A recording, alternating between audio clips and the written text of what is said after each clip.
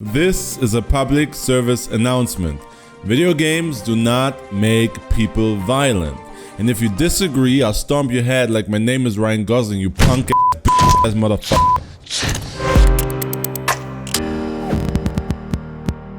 Look, I get it.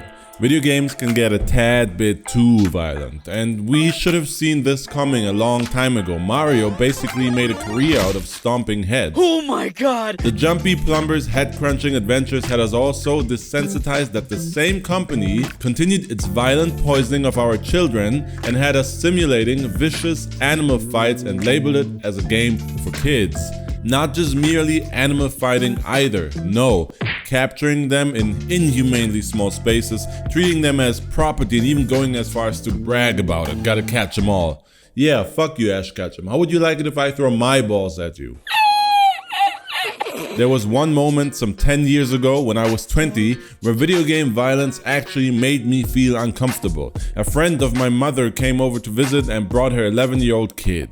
Naturally, this 11-year-old was certifiably smitten with my PS3 and, most importantly, with GTA 4. Now, I've been a sociopathic, car-stealing, havoc-wrecking son of a gun since I played GTA 2 and watched Bad Boys in the same year, so now an 11-year-old wants to jump on my GTA 4, no problem. Been there, done that, I let him play. This kid jumped on the game, grabbed a baseball bat, and started roaming the streets to beat up old people exclusively. Exclusively. Now, I am not sure if he had some bad experiences with elderly people of authority in the past, but as far as I know, he wasn't Catholic, so there was no reason to assume. Until this coronavirus hit, I'd never seen old people targeted like this. Would I let this kid play GTA again anytime soon? No. So I kind of get why people think video games make kids violent and turn them into psychos and killers. Violent games, movies, comics, it's all the same.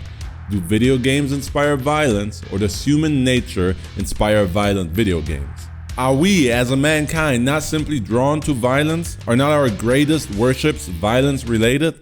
Nobody talks about the people of the ancient courts. It's the knights and the battles we remember. Hercules and his 12 labors, 11 of which included bloodshed. Rome valued the entertainment of gladiator fights so much that they kept them going even during times of war. Boxing and MMA are some of the greatest sports of modern time. The NHL relies on fights to keep its appeal, and NFL players are dosed on painkillers to endure the tackles people come to see. Even the zoo highlights lions and tigers feeding on raw meat, and we go to the movies to see Indiana Jones casually kill dozens of people who chose the wrong employer on his way to stealing the Holy Grail. So if we're going to point fingers, it definitely shouldn't just be video games, it should be the sum of violence. But do all these things cause us to then become violent? Fuck you! I hope your whole family has a nice Christmas! I would say, unless you're already a violent liability, superficial violent stimulus is not going to put you over the edge. A violent disposition is something you are born and or raised with. It goes deeper than the visual influx of games and sports. Now with minors, this all becomes an issue. They are not settled in their ways yet, but, and I hate to be that guy, this is why age ratings exist. So to the helicopter parents that want video games banned, you have to do some parenting. How do you feel about cutting his head off? What? It's not the gaming company's fault kids get their hands on games they shouldn't. It's your fault. Same with movies. People are drawn to violence. It's the same with sex, baser instincts. And just like with violence, it is necessary to shelter minors from it to a certain degree. That doesn't mean sex is inherently bad or anybody wants to ban it. Okay, that's a different topic. At the end of the day, we're mammals, and even cubs and puppies simulate fighting. Fighting is as much ingrained in our DNA as reproduction and eating. It's a survival instinct.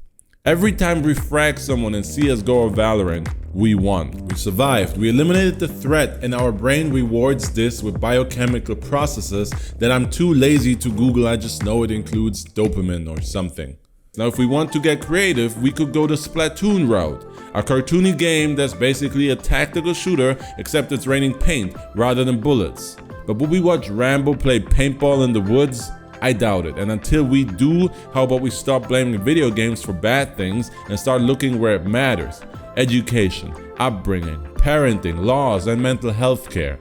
There's nothing wrong with opposing violence as a whole, but there's no point in singling out one medium just because it's a new kid on the block and misunderstood by the older generation in charge.